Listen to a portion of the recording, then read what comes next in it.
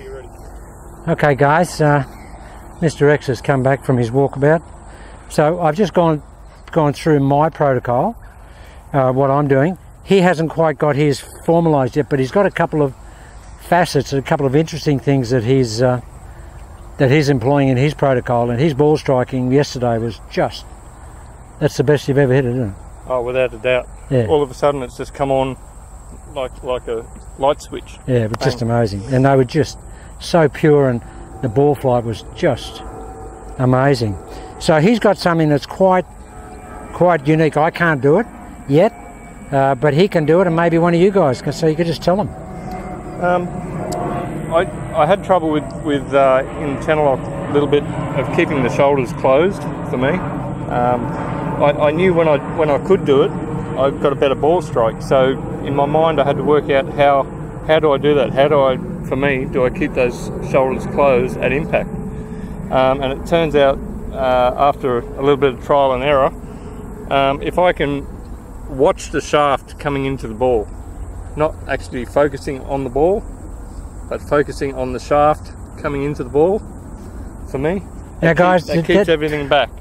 That's extraordinary. I can't do that. I don't know if you guys can do it, because I just haven't done it yet.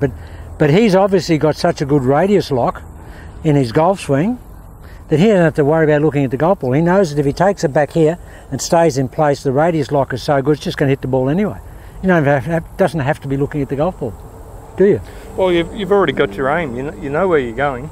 You've already set up all your radiuses and all your everything to go in the right direction. All you're doing is swinging the club at the ball, which it comes back to a tape you made a couple of weeks ago. But I mean, what you can only do that if you've got a good radius. Yes. And you've obviously got a good radius because you physically don't have to look at it. You can just fire your arms there and you know, and you're looking for that shaft. Now, what he's doing, guys, the technical term is he's bisecting his vision line. His vision line is back here, way back from the golf ball. There it is there, and the club and the shaft is coming through and bisecting the vision line. It's coming into the vision line. And I can't see it when I tried it a couple of shots because I'm so focused here. I mean, I'm not back here. I thought I was back there, but I'm not back there. And that was one of the main reasons that I did the video to say that I really need to focus on the 5 o'clock nose, that I feel like I'm really back there so much. And once I get committed to it, I think maybe I can see that shaft.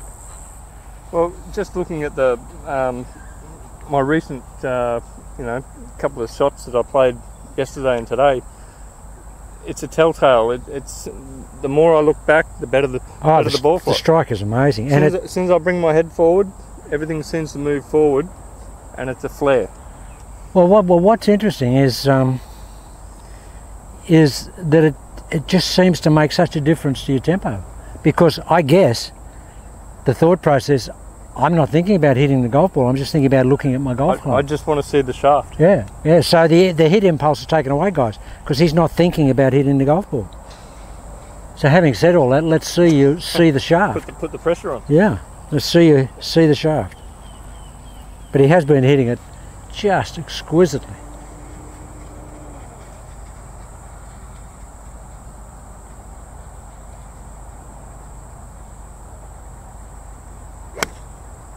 Well, that's just fantastic, mate. That's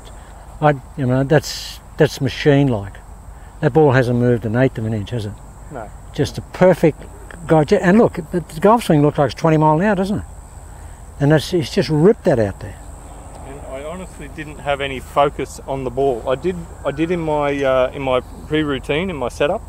I was focused on where I was going to get the club to come back to the ball. But after I'd made my initial assessment of where I was going, I was looking back here. I was looking back where your feet are and trying to watch that shaft. You can actually see it come into view. I can see the shaft. Wow. It's not moving that quick. Yes, it is. And Bill Phillips, the other day, Tinker Bill, we're calling him Tinker Bill because he's tinkering. The other day, Bill, when you were starting the Mo Norman back here, we'll just get your focus back there. See what that does. you're already back there. Even when I taught the Mo Norman system for 10 years, I never started the club back here. Most of the students wanted to start it back there, but I never did. It was just something I never did. But, oh, I mean, I did sometimes, but I never really put it in the golf swing. But Bill, you're there, you're already and you like that, so it wouldn't be hard for you to see that shaft come into line. That was a beautiful shot. Just hit another beautiful shot. No pressure. No, no pressure.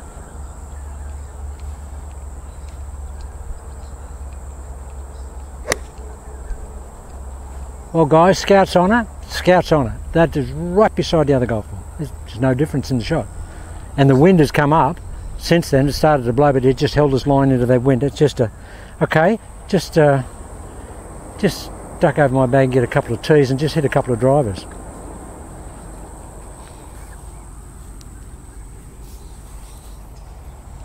Yeah, so guys, that's quite radical, but that's part of his protocol. He's still got the basic tenets of and premise of channel lock, but he's just applying some other little bits. That's the great thing about golf. It's an individual sport. Everyone's different. Well, yeah, we all perceive things differently, and our physicality is different. Our timing ratios are different. Everything's different. Yep. But if you've got a basic overlaying principle that you can apply with your variations, that's all I'm saying and advocating. So with the longer club, I found that I didn't have to look as far back. With the irons, I've got a fair degree of looking back behind the ball. Yeah. With the driver, I didn't have to look as far back. Okay. I was watching the last, say, 14-15 inches of the shaft. All right. At the ball, and that found to be for me better. And guys, if you want to sort of see what's going on with his visuals, just on the YouTube site where it's got settings over on the right down the bottom where the timeline bar is, just push settings and there'll be a time section come up there, and it'll give you the option of normal speed, plus 25, minus 25. So put it on slow-mo and just have a look at what he seems to be doing. The stage is yours.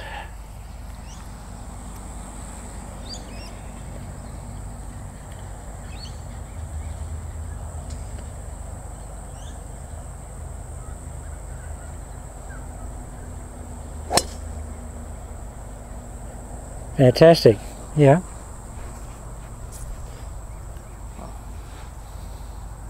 Now just give yourself a little bit more Kill Bill over the ball. You're over that and you're into that really quick.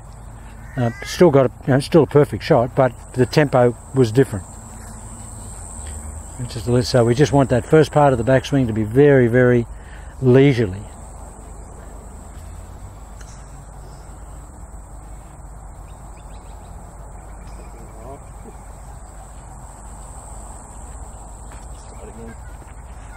There's a lot of bugs flying around, isn't there? Something hit me.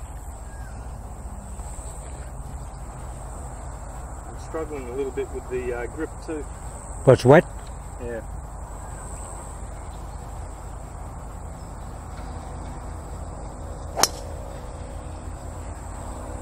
I let go of that club, but it was still a good result. Straight down the pipeline. I mean, that's it. I mean, grips come off, it's still going dead straight. And good contact. I'm a prolific perspirator. I perspirate really badly. Well, and one of the great things, guys, I used to wear a glove up till about 3 years ago, and it used to drive me nuts on the hot days because you go through half a dozen gloves. So I gave away. It took me a month to wean myself off gloves, but it's the greatest thing I ever did was get rid of not wearing a glove. Take it off this time. It's fantastic. I can pick up any grip and my hand doesn't sweat. The glove used to make my hand sweat. So I really see the club coming into the ball this time. Okay. I really try to emphasise that. And a little bit of, you were also getting a little bit of pinky up yesterday, weren't you? Yes, that's correct. Yeah, he was getting a little bit of pinky up and just nutting it.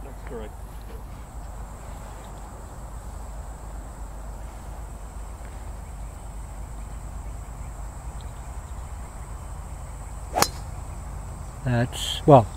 You stand here for 3 weeks and you'll never hit a better shot than that. Well, you can't hit a better shot. That's a perfect golf shot. That is a perfect golf shot, guys. That's the pinky up. Yeah. Well, it's very much because he's a very hard rotator normally. He really needs to have a lot of commitment to pinky up. And for guys who don't know what pinky up is, that's the pinky. As we come through, it's there. That's the feeling. To reverse wind through the ball. I do it when I pitch the ball. If I want to kick the ball to the right, if I want to kick it to the left. Okay, I'll really watch this shaft coming in again. Can you see it? I've seen it.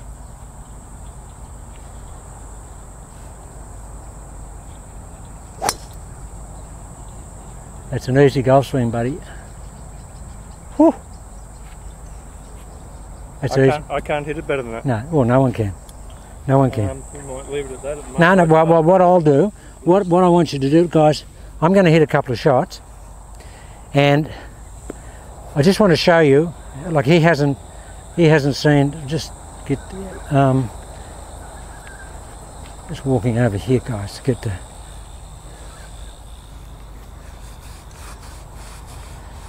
Guys, this is the full turn at address process, and I mean he's seen me hit a lot of balls, and he knows that I can hit it pretty straight. But you'll be stunned how straight this is, and how easy it is. Hit it between the two flags.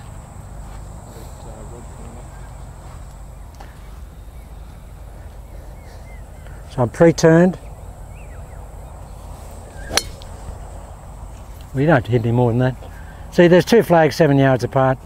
That's just 3.5 metres in between. It's just, guys, it's here. We just fire it there. Now having the full turn on, I can actually throw it that way. I feel that I can do that. Anyway, I just wanted to show you the change in Mr. X's personal protocol and some of the things. He's still not there yet, but he's starting to get it. He's probably 60% there, and he'll be there soon. Okay, that'll do.